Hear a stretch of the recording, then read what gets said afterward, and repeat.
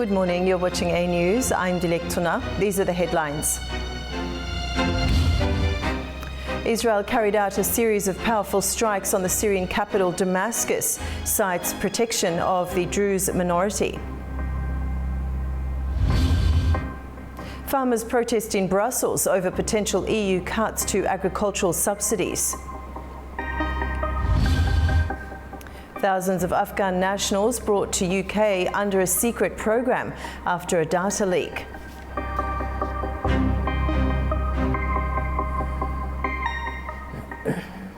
A major escalation in southern Syria has drawn regional and international attention as violence involving the Druze minority intensifies. Israel has launched rare, high-profile strikes deep into Damascus, citing the protection of Druze civilians. The situation remains volatile despite diplomatic efforts to ease tensions. Tensions have escalated in southern Syria, where deadly violence between Druze fighters, Bedouin tribes and government forces has engulfed the Druze majority city of Swaida. Since Sunday, more than 300 people have reportedly been killed, according to security sources, with the Syrian Network for Human Rights putting the toll at 169. Fighting broke out when Druze fighters clashed with Bedouin groups, prompting the Syrian army to deploy.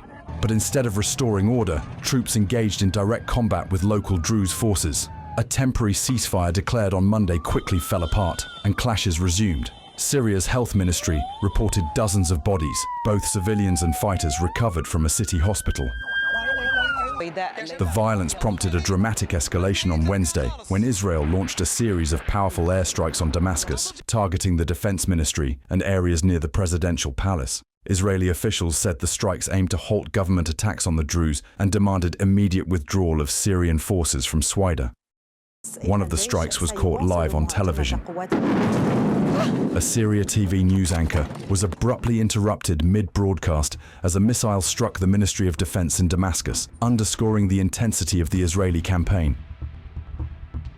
The Israeli military confirmed it targeted Syrian command centers used to direct operations in Swaida. Prime Minister Benjamin Netanyahu said the goal was to save our Druze brothers and eliminate government forces threatening the minority group. Israeli Chief of Staff Eyal Zamir visited the Syrian border for a situational assessment. In his first televised statement after Israeli airstrikes, Syria's interim president Ahmed al-Shara said that protecting Druze citizens and their rights is Syria's priority. Meanwhile, Israeli Druze demonstrators crossed the Golan Heights border fence into Syria in a rare act of solidarity as fires broke out in open fields and crowds chanted in the Druze village of Maid al-Shams. Despite warming ties with Washington, Syria's President Ahmed al-Shara remains deeply mistrusted by minority groups such as the Druze. On Wednesday night, US Secretary of State Marco Rubio said steps had been agreed to end the crisis. By Thursday, Syrian state media reported that government forces had begun withdrawing from Swaida under a deal with Druze religious leaders. But with tension still simmering, Israel has not issued a response regarding the proposed ceasefire. Ukraine's Foreign Minister Andriy Sybiha says his country is ready to return to the negotiating table with Russia. He emphasised the need for direct talks between the two countries' leaders as the most effective path to a ceasefire. Speaking from Poland, Andriy Sybiha said Kyiv is open to talks in any format and location. Meanwhile, the Kremlin has warned that Trump's new pledge of aid to Ukraine could hinder any peace deal. In Brussels, EU efforts to pass new sanctions package against Moscow have stalled, raising fresh questions about the bloc's unity on Ukraine. It would be good if other leaders, primarily President Trump, our European colleagues, President Erdogan, participated in this meeting. And we believe that such a meeting can bring about a qualitative change in achieving, first of all, a ceasefire. A ceasefire on land, at sea, in the air, a long-term ceasefire, which will open the way for further, broader negotiations with the Russian side. We are ready for such negotiations in any format, in any geography, in order to achieve a just peace. The The Swedish Army is considering raising the age limit for recalling retired officers from 47 to 70 to address an expected wave of retirements. The goal is to tackle looming personnel shortages, especially in logistics, management systems and technical roles. Training programs are already at full capacity, and officials describe this as a historic phase of growth for the military. The plan would apply to those who previously served at least 1 year as career or reserve officers. A major data breach led the United Kingdom to secretly relocate around 7,000 Afghans who had supported British forces. The government says the operation is ending as it no longer sees a significant threat. Ollie Barrett has more from London. Well, this is a major breach for the UK government in terms of data, potentially one of the most significant data breaches in history. Thousands of people are having to be relocated to the UK because of it and because of some of the concerns for their safety after their details were put out by this breach and then onto parts of the internet. Now, the current UK government is apologising on behalf of the UK, but it also says that it now feels it can bring this secret relocation scheme to a close because it doesn't feel there is a significant danger posed anymore to some of the people named in this list. It will cost, though, hundreds of millions of pounds in total, and there are also questions about the super injunction that was put in place. Some people have called that a form of censorship. This was initially under the previous Conservative government, and the Defence Secretary at the time, Ben Wallace, says he makes no apology for having that injunction in place to safeguard as many of the people named on that list who had previously helped UK forces in Afghanistan as possible. But a major breach, as I say, affecting thousands and thousands of people in Afghanistan. Around 7,000 people in total extra will have come to the UK under this secret relocation scheme after this breach. Ollie Barrett at Downing Street for A News. Hundreds of farmers marched through Brussels, angry over the European Union's latest budget proposal. They say it risks slashing vital agricultural support and are demanding the bloc protect the future of European farming. In a symbolic protest, European farmers laid their boots outside the European Commission, accusing Brussels of kicking agriculture to the curb.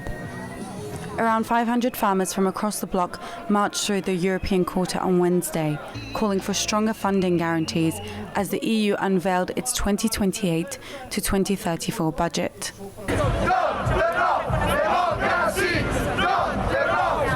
They fear the common agricultural policy, known as the CAP, would lose billions in subsidies, and that a proposed merger of key funds would shift power away from Brussels to national governments.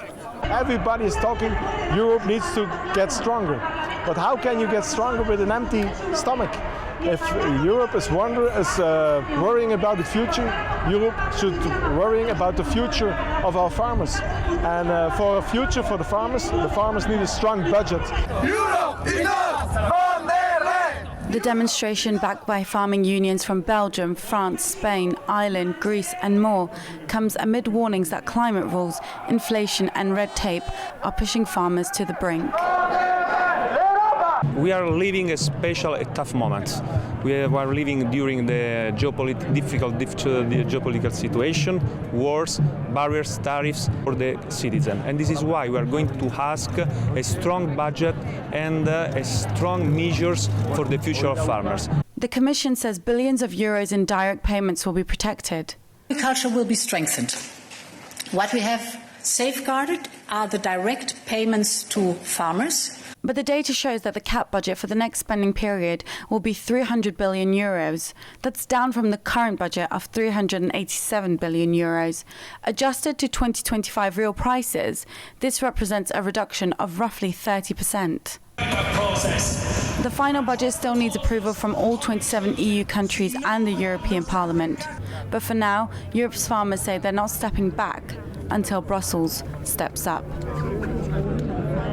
Tensions flared and protests erupted in Greenland following renewed US interest in the island. Recent comments by Donald Trump have sparked nationalist backlash while a new government forms under pressure. At the core of a fight for independence, identity and control of the island's future. On the streets of Nuuk, Greenlanders waved their red and white flags and chant, "Greenland belongs to the Greenlanders." Protests have swept the island in recent weeks, sparked by controversial remarks from Donald Trump, suggesting that the US would take over Greenland one way or another. Demonstrators have condemned the rhetoric as a return to colonial attitudes, echoing Greenland's long history of foreign control. The backlash intensified with the arrival of US Vice President J.D. Vance and Second Lady Usha Vance. Their visit to the US military's Pituffik space base, rather than any Greenlandic community, fueled accusations of disrespect and imperial intent. Many Greenlanders still recall the environmental damage left behind by past American military activity, from nuclear weapons stockpiles to the 1968 B-52 crash near Thule Air Base. Today, those memories are resurfacing with force. The protests were about more than Trump. They reflect deeper frustrations with lingering Danish control. Despite gaining home rule in 1979 and self-government in 2009, Denmark still oversees Greenland's foreign affairs and military presence. Now, more voices are calling for full independence and for an end to centuries of foreign exploitation, from Danish missionaries to American soldiers. With only 57,000 Greenlanders on the planet, the stakes are high. But through protest, politics and cultural revival, Greenland is sending a message that its future cannot be bought, occupied or controlled. It must be chosen by the people who call it home. As global interest in the Arctic intensifies, Norway is facing growing pressure. The remote Svalbard archipelago, once viewed as a peaceful outpost, is turning into a geopolitical flashpoint, with the US and Russia becoming increasingly assertive. The standoff could test NATO's credibility and shake the fragile balance in the high north.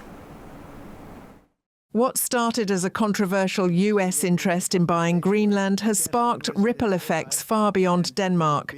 While President Donald Trump's revived rhetoric over controlling Greenland made headlines, it also emboldened a far more dangerous move: Russia's push into Norwegian territory, the Svalbard archipelago. Located halfway between mainland Norway and the North Pole, Svalbard is small but strategic. Its position could allow NATO to monitor Russian naval movements into the Atlantic. That's why Moscow sees it as a threat and an opportunity. Under the 1920 Svalbard Treaty, Norway holds sovereignty, but military presence is strictly forbidden, and all signatories, including Russia, have equal commercial rights. For decades, this remote region remained quiet. But now, as Arctic ice melts and great power rivalry intensifies, Svalbard is on the radar again. Russia is accusing Norway of creeping militarization, claims Oslo firmly denies. But behind those accusations is a familiar tactic: Moscow creating a pretext to advance its own influence. From Victory Day parades and Soviet flag plantings to proposed Pomor Islands rebranding, the signs are growing. Russia is now preparing to build a new research station in Svalbard, and it's inviting BRICS countries, including China, to join. Analysts say it's a calculated attempt to internationalize Russia's Arctic ambitions while pressuring Norway to back down. Norway faces a dilemma. As a NATO founding member, it enjoys alliance protection. But unlike Denmark with Greenland, it cannot fully control Svalbard's future due to treaty limitations. And unlike Sweden's fortified Gotland, Svalbard is still demilitarized.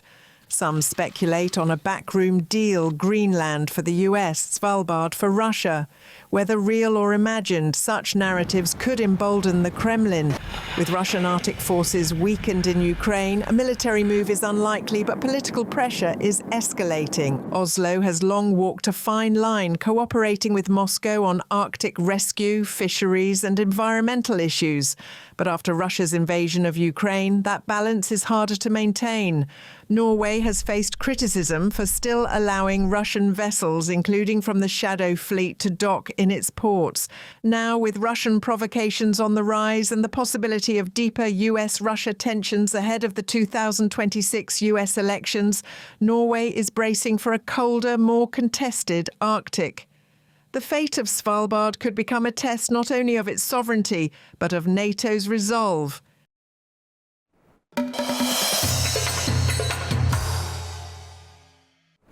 Emergency crews continue to battle multiple wildfires in Turkey as soaring heat and strong winds make containing the flames challenging. One fire near Balıkesir has prompted people to evacuate their homes, while another in Tekirdağ has entered its second day.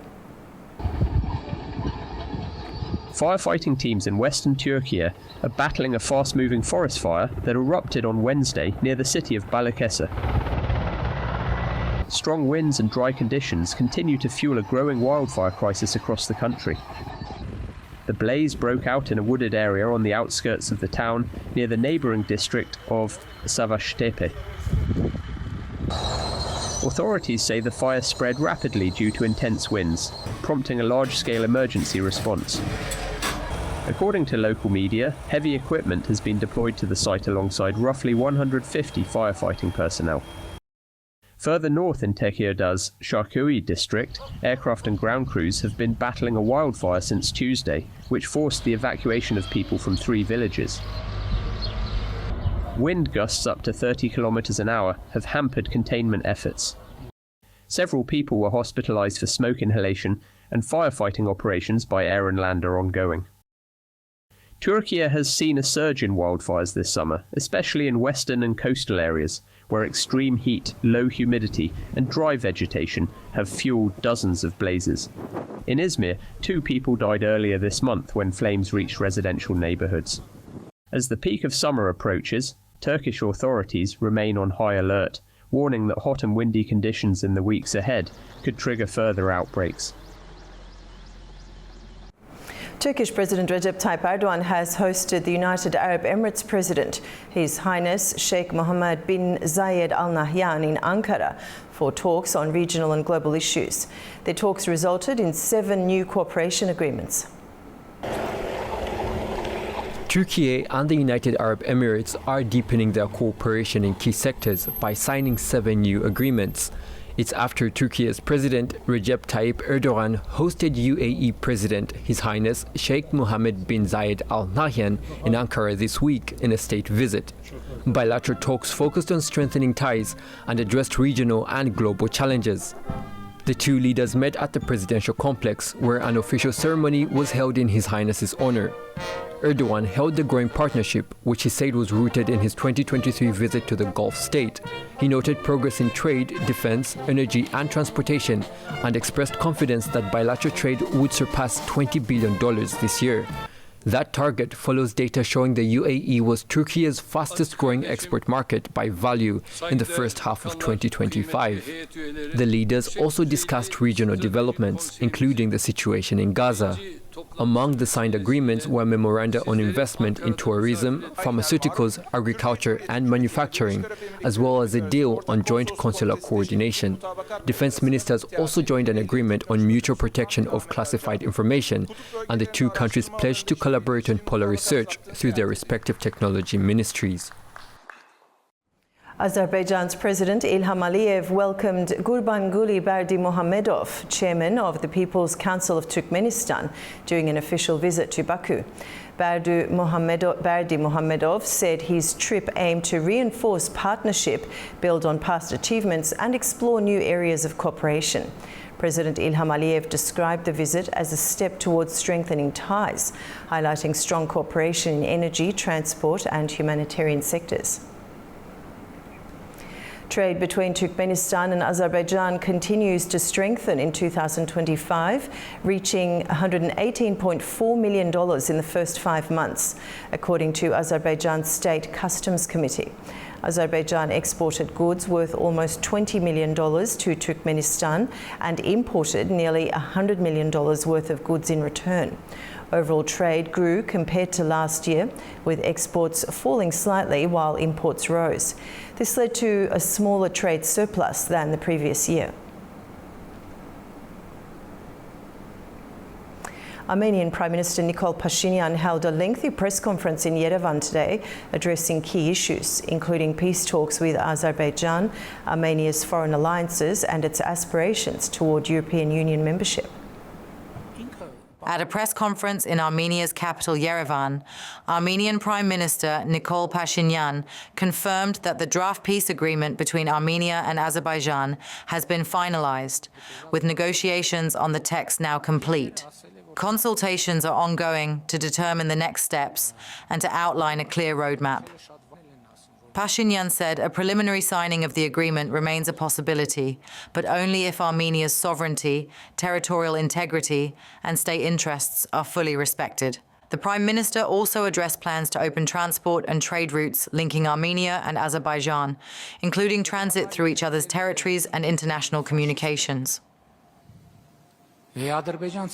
Our position in general is that Armenia is interested in and supports the opening of transport communications in the region, including from Armenia to Armenia through the territory of Azerbaijan, from Azerbaijan to Azerbaijan through the territory of Armenia, as well as bilateral trade turnover and international communication from Armenia through Azerbaijan to third countries, and vice versa.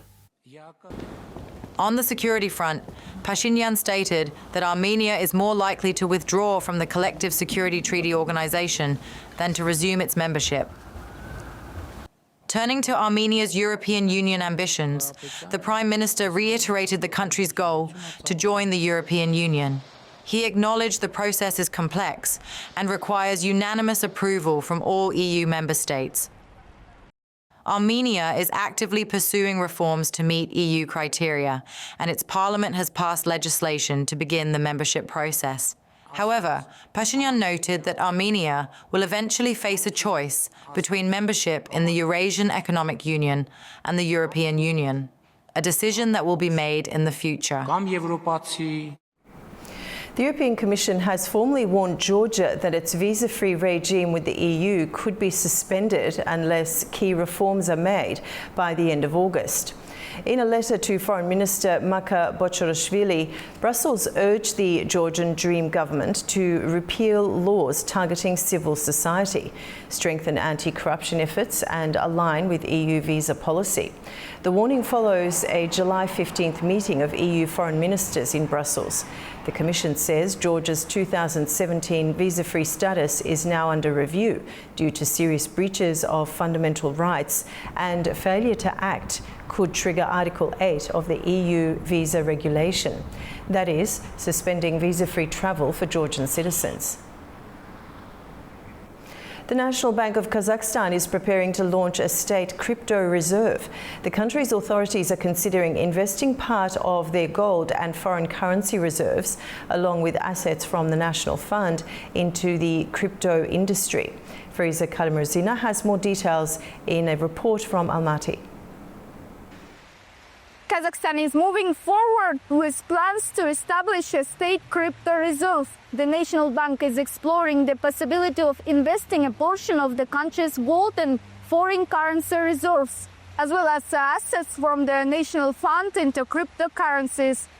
This was confirmed by the regulator's head, Timur Süleymanov. He explained that some assets are already managed with bolder strategies aiming for higher returns. As a reference, the National Bank studied the practices of major funds in the US, Norway, and Middle Eastern countries, where cryptocurrencies are often part of investment portfolios, either directly or through funds, stocks, or ETFs. Kazakhstan doesn't rule out doing the same in the future. However, as Suleimanov emphasized, crypto assets remain high risk and require a cautious approach. One of the new initiatives is the creation of a crypto reserve where digital assets seized during criminal and administrative cases will be deposited. A dedicated infrastructure will be developed to store and manage these assets. Another idea under discussion is transferring some of the cryptocurrency mined by state-owned companies to the fund, potentially as a tax or required payment.